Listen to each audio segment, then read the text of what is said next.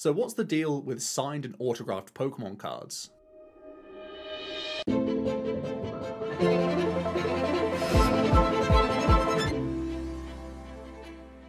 How's it going, everyone? It's Joe here from Silphco Consultancy, and today we are going to be talking about autographed and signed Pokemon cards and how significant they are to the hobby, and potentially why you may want to look to collect or invest in these types of cards. We know that signed memorabilia transcends the trading card hobbies in general, and in fact it's a really big deal in movie, music, and sporting industries where people look to pick up signatures of these celebrities and icons, potentially even trying to capture moments in time, be it towards specific movies where you're looking at posters, sports where you're looking at, jerseys or other objects around the sport itself to really highlight that moment in time.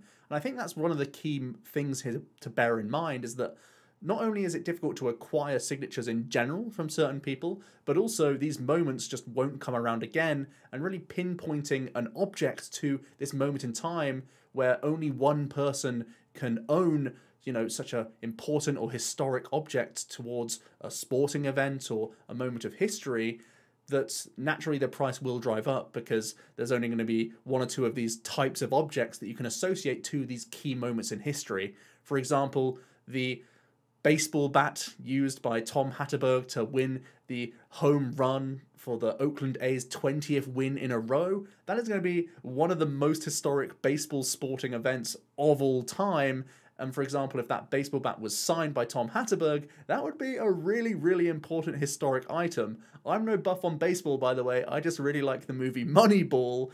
That said, there will be tons of Oakland fans, there'll be tons of baseball fans, sporting fans in general, that will all be vying over this one object because it pinpoints such an important point in history. Now, that scarcity and rarity as we transition back over to trading cards is really where some of this value can be gleaned for some of these autographed cards that you see out on eBay and other buying sites, because ultimately it's more difficult to acquire cards with an artist's illustration on there as well as their signature a lot of the time, compared to just the generic card that you can pull from booster pack. Basically anyone can do that. So it's similar to grading in a sense, where you're trying to distinguish your copy of the card as more interesting, more rare, more difficult to obtain. That's oftentimes why the PSA graded cards in those higher grades are much more sought after, because there are just less of them out there, more people are competing for these sort of cards, and it's because it distinguishes this card as a premium compared to some of the other ones, especially if it's in those higher grades. The signature is going to do a similar thing here because there's only been so many cards graded by certain artists. I would say Ken Sugimori is probably the most premium autograph out there in the Pokemon space. Not only is he one of the godfathers of Pokemon and has been illustrating all this time for some of the most important artworks out there of Pokemon in history, but also he's contractually obliged not to do any signings. As soon as he puts pen to paper, that's basically property of Pokemon. He's not allowed to use a pen anymore. That's how airtight Pokemon are with Ken Sugimori. So basically any time you can find a signed card from Ken Sugimori, A, be very careful because there are many forgeries out there, and any raw card I would be extremely suspicious of. But B, if you find an authentic version of Ken Sugimori's signature, that certainly should carry some premium because he is a historic figure in Pokemon and he simply doesn't sign cards anymore. Another very important artist in the Pokemon hobby is Mitsuhiro Arita. However, this autograph should be much more easy to find. In fact, it's one of the most popular signatures out there in the Pokemon space because there's just been many more opportunities to get a signature from them. They're much more likely to be at events, collecticons, Worlds tournaments, other large Japanese-style tournaments. Oftentimes you will find them doing signatures. They go across the globe, unlike some of the other Pokemon artists which are natives to Japan, where it's much more difficult for us outside of Japan to actually get those signatures. Mitsuhiro Arita is happy to do a lot of signing, and you do see that signature banded around quite often. Even just doing eBay searches now, you'll quite easily be able to find them. So in this instance, Mitsuhiro Arita is a very integral piece of Pokemon history and is, behind some great artworks out there. I don't have to tell you that it's the artist of Charizard from base set and many other cards. Even got the nod to do every tag team Pokemon more recently. of the half-art versions, and so many good ones in between, of course. They've been an artist for Pokemon this entire time, which is just absolutely incredible. So the history is there behind Mitsuhiro Arita, and the popularity is probably there. Many people will resonate to and recognize some of his artwork throughout the years. There's just not that much rarity behind it, so in effect, there shouldn't be that much premium put over Arita's signature compared to a Sugimori. Of course, it's not just artists that you can look to get signatures from people involved in Pokemon. Veronica Taylor is another great example, where she will oftentimes be found signing Pikachu cards because she is the voice of Ash Ketchum, as well as things like Pikachu Level X, which was Ash's Pikachu, and also a Pikachu GX from a Team Rocket box.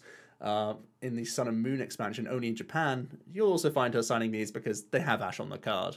Interestingly enough, at Worlds tournaments, you also get the opportunity to get some of your cards and other objects signed. I was lucky enough to receive in my competitor pack a letter which basically gave me a time and place to go ahead and get a signature from Ishihara, the president of the Pokemon Company. It was a really momentous occasion. I'll get Jack to put a picture up of me getting my playmat signed. It was an excellent time, and really, whenever I look back at that playmat now, it gives me a really good feeling, and it brings me straight back to my first ever Worlds, which was super exciting. That's one thing that I think can't be understated about these signatures. It really ties more of a story towards these objects and makes them more significant to the person. And I think that's why they're so interesting in a market sense, because very few people who actually get things signed by artists and other people tied to Pokemon will actually want to get rid of these sorts of cards. They'd have to be leaving the hobby or really seeing some significant value, because they have their own history here, they have their own memories behind this specific card, and it sets it apart from the remainder of their collection. So ultimately, a price difference between these autograph cards could just be because it's harder to pry them from the hands of the people who have actually got, in line, waited for a few hours, actually got to meet, shake hands with the person that they got the autograph from, and were gracious enough to sometimes even put a little Pikachu picture in there as well, or whatever else on their card, and it just makes it much more significant and can be somewhat of a trophy card for many people in their collection because it just is so different. One word of caution for anyone looking on the secondary market for autographed cards: be extremely careful. It's not easy just from the naked eye to see if a signature has been replicated, duplicated, or forged in any way. So really here, I'd be looking at getting already authenticated or signed cards that are graded here. A third party is going to have the best chance of being accurate. Of course, every now and then there can be that horror story of one card that got through that wasn't actually legit, but you're going to have substantially more protection here if you are actually looking to add these to your own collection, if they have already been in a slab and got that authentic stamp of approval from that third party. That's one of the things I think that really holds back graded cards. It's a bit of this sort of grey area where you either need a lot of knowledge to see out the gate what an authentic signature looks like, or you have to wait to get it in a graded slab, and then the price is already fairly unappealing compared to having a binder copy of just the regular card without that signature. So if you're not going out to get these signatures yourself, you may be put off actually getting them on the secondary market. At the same time, not many people actually care too much about getting an artist's signature. We already have the printed name of every artist on every single card, and to be honest, just having a big Sharpie writing over some of the art or some of the text actually can detract from the card itself in terms of eye appeal. You're really looking to get this for historic value rather than aesthetic.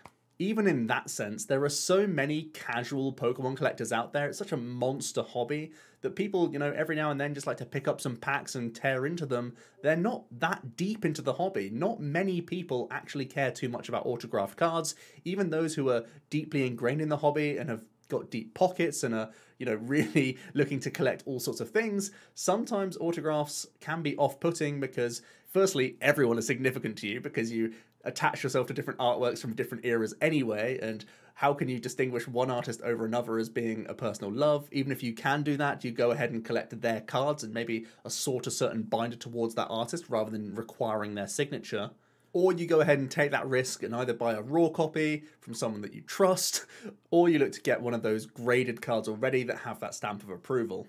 So in summary, I believe oftentimes their value is distinguished because they are setting themselves aside from regular copies that you can get out there. They do add some symbolism, some extra history behind a certain card, and also people who actually get signed cards are much less happy to sell those items because they know it's more difficult to acquire again in future, and they have much more memories bound to that one object. However, you do have to be extremely careful here. As I keep saying, the safest way is to only look for authenticated third-party approved signatures because there is that element of forgery out there.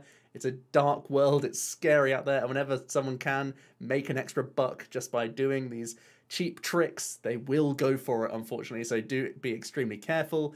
It is an awkward part in the market, and it's actually quite difficult skill just from looking at these things to see a forgery on your own. You really need a lot of experience, not only in signatures in general, but your actual artists themselves and how their style has changed over the years potentially, or how they often will do their signatures, whether they prefer to do Japanese characters or English letters, whether they like to do a little sketch in there, and oftentimes people always have very distinct handwriting, so you can see things here and there, but those who are good at forgery will be able to detect that as well and are probably going to be out there trying to copy it to the best of their ability. So ultimately, it's something that I am not hugely into. I absolutely love the autograph things that I have gone out and got myself, but it's not something that I look to purchase all that often unless it's a really historic piece of history in Pokemon or a really historic figure at the right price. I think that's something that's really awkward right now.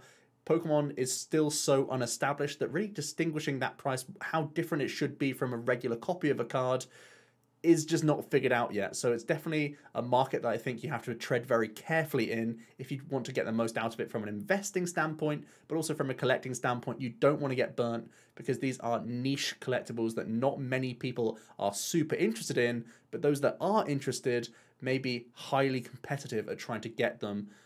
So it's one of those things where it could be an opportunity that slips here and there if you are willing to pass on these. But at the same time, if you're trying to sell this sort of card that you've already acquired and the buyers just aren't there at the time, you may also lose out. So definitely be careful on those. Let me know your thoughts on autograph signed cards down below. Are you looking, as soon as we can, get back to large-scale tournaments and worlds to try and get some of these signatures yourself? And will you be looking on second-party websites to try and acquire these? Let me know down below. Thanks so much for watching, and I will see you in another video soon. Cheers.